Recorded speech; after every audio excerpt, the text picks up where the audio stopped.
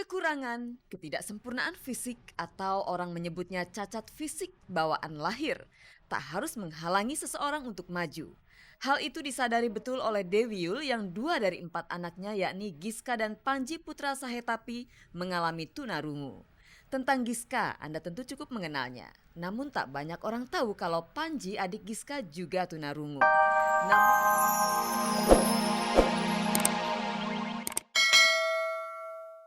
Selamat pagi pemirsa, selamat bergabung kembali di Gospot. Saya Nela Ana akan menghantarkan gosip-gosip serta berita-berita pilihan dari kalangan selebriti untuk Anda. Tak ada yang ditambahi, tak ada yang dikurangi, dan tak ada yang memanas-manasi.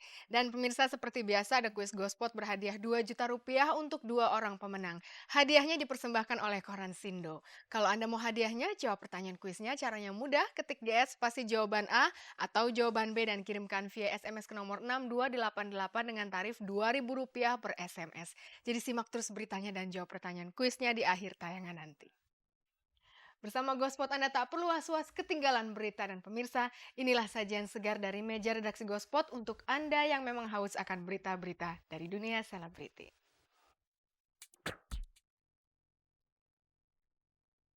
Elvi Sukaisi digugat secara perdata oleh sebuah bank swasta karena dianggap menunggak kredit KPR. Dewi Yul menerapkan pola pengasuhan yang sama antara Giska dan sang adik, Panji Putra Sahetapi yang juga tunarungu. Lita Zen akhirnya bisa menimang bayi buah pernikahannya selama 5 tahun dengan Tarasiahaan. Dini Aminarti peka terhadap makhluk gaib. Rosa tetap energik di usia kehamilannya yang kini mencapai 7 bulan. Yovie Widianto akan menggelar konser akbar bersama The Nuno. Melanie Subono kembali akur dengan sang ayah karena gosipnya dia telah putus hubungan dari Alexander Laguna.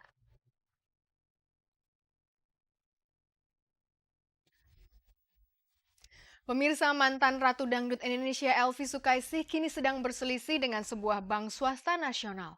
Elvi digugat secara perdata oleh bank tersebut karena dianggap tidak mau membayar tunggakan kredit sebesar kurang lebih 45 juta rupiah. Bagaimanakah sikap Elvi menghadapi gugatan tersebut? Untuk lebih jelasnya kita saksikan liputannya tentunya hanya di Gospot.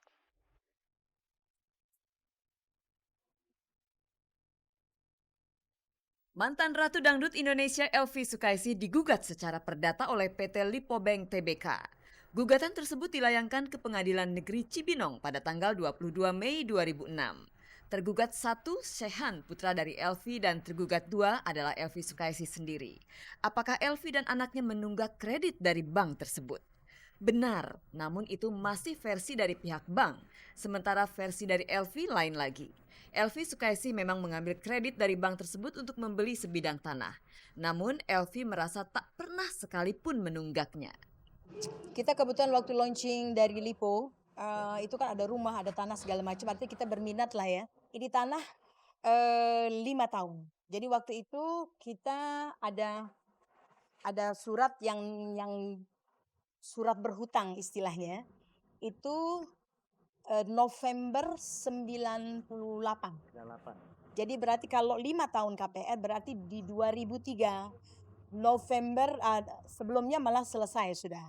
Nah itu setelah selesai saya ini juga mau tanya dong gimana itu. Saya mau minta suratnya, aktenya, surat-suratnya, semua sertifikatnya kan gitu. Oh tiba-tiba dia jawab lagi katanya saya punya tunggakan gitu. Terus saya bilang kok nunggak? Iya ini Umi ada tunggakan. Dia baru kasih tahu sama saya. Dia bilang sekitar 30-an ya. Waktu itu awal tuh. 45. Menurut pengacara Elvi Sukaisih Amir Nasution, pihak bank beralasan tunggakan sebesar 45 juta rupiah itu diakibatkan oleh kenaikan suku bunga bank. Elvi sendiri mengaku tak pernah mendapat informasi dari pihak Bank Lipo tentang kenaikan suku bunga tersebut. Akhirnya antara pihak bank dan Elvi terjadi perdebatan panjang, mulai dari tahun 2003 sampai sekarang. Hingga akhirnya pihak bank menggugat Elvi secara perdata karena tak pernah terjadi kesepakatan bersama. Pihak bank menuduh Elvi Sukaisih tak mau memenuhi seluruh kewajibannya sebagai debitur. Terus saya nggak bisa bayar kalau memang tidak bisa dibuktikan, saya nggak bisa bayar. Saya bilang gitu, tolong dibuktikan dulu. Nah, saya minta buktikan gitu loh, maksudnya. Sebelum itu kita terus ada janji untuk janji ketemu di Lipo Karawaci. Kita ketemu di sana. Ternyata yang bilang katanya saya nunggak, kita buktiin ya. Kita kebetulan bawa juga gitu. Jadi kita udah buktikan sama dia, loh ini kok bisa gini. Dia yang tanya sama kita, lo kok bisa gini katanya. Saya bilang Anda yang perusahaan besar yang mesti apa? Yang mesti lebih konkret dong daripada saya. Nah akhirnya ini ada tawar menawar, saya bilang enggak, saya tidak mau bayar. Saya keberatan. Tapi kalau memang bisa dibuktikan bahwa tunggakan ini, saya bilang saya akan bayar. Meski merasa punya bukti kuat, namun Elvi belum berniat untuk menggugat balik bank tersebut. Meski begitu, Elvi tak bisa menutupi rasa penyesalannya. Sebetulnya saya ini nggak hobi loh untuk KPR gini. Nggak tahu kenapa jadi kok ikutan kayak gini. Padahal saya tahu ya Allah, saya takut nanti ada gimana. Ternyata ya kalau kita sedang berjalan seperti bagaimana biasa, kewajiban saya jalanin. Jadi kalau untuk ditanya mau menggugat apa enggak, ya Allah insya Allah mudah-mudahan kalau ini bisa berjalan dengan baik. Saya ambil visoleh semuanya.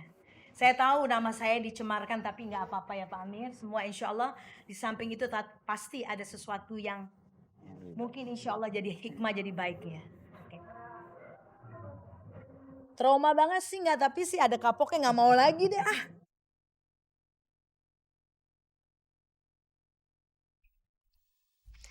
Pemirsa, setelah menunggu selama 5 tahun, akhirnya penyanyi Lita Zain dikaruniai buah hati. Lita melahirkan anak lelakinya lewat bedah sesar. Anak tersebut lahir sehat dan sempurna. Dan pemirsa, banyak orang tua merasa putus asa saat menghadapi kenyataan salah seorang anak mereka lahir dengan tubuh tidak sempurna. Kalau Anda termasuk di antaranya, ada baiknya Anda belajar kepada Dewi Yul. 2 dari 4 anaknya mengalami tunarungu, namun Dewi berhasil membalikan ketidaksempurnaan itu menjadi keunggulan. Pemirsa, mari kita saksikan bersama liputannya. Ini dia.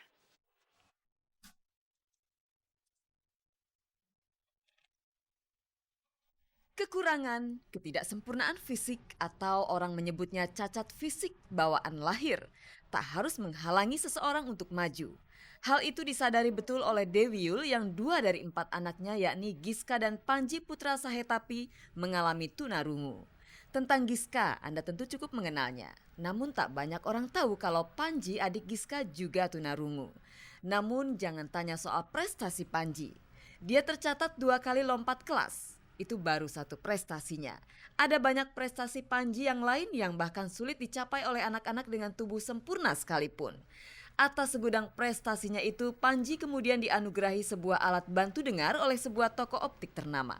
Buat orang-orang tua yang memiliki anak-anak yang dianggap sempurna, anak-anak yang dianggap cacat, bahwa kita selalu memiliki rencana yang terindah kalau kita sendiri menerimanya.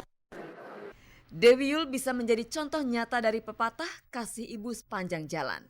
Dewi secara sabar dan telaten mendidik sendiri Giska dan Panji. Sehingga meski keduanya tunarungu namun sanggup berkomunikasi dengan orang lain dengan cukup lancar.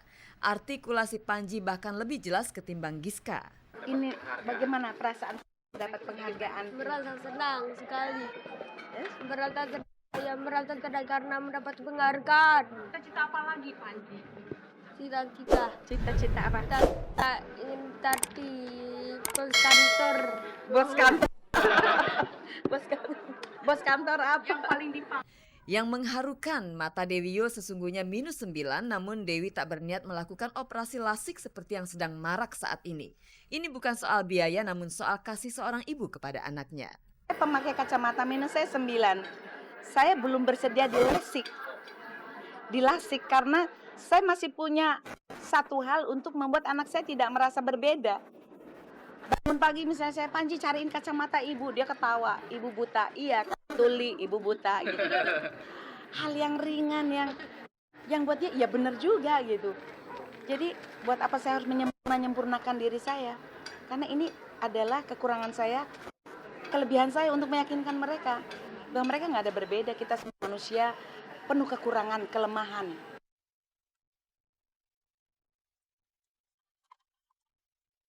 Kebahagiaan menjadi seorang ibu baru saja dialami oleh penyanyi Lita Zain. Setelah 5 tahun menikah dengan Taras Siahaan, Lita akhirnya dikaruniai bayi lelaki yang lahir hari Jumat lalu lewat operasi sesar.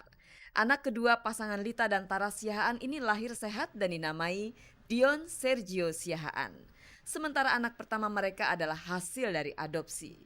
Ini seumur hidup saya belum pernah dioperasi, Hmm. masuk rumah sakit juga belum pernah gitu. Jadi campur aduk, tapi yang saya rasakan lebih besar gitu perasaan adalah perasaan kepingin sekali melihat cepat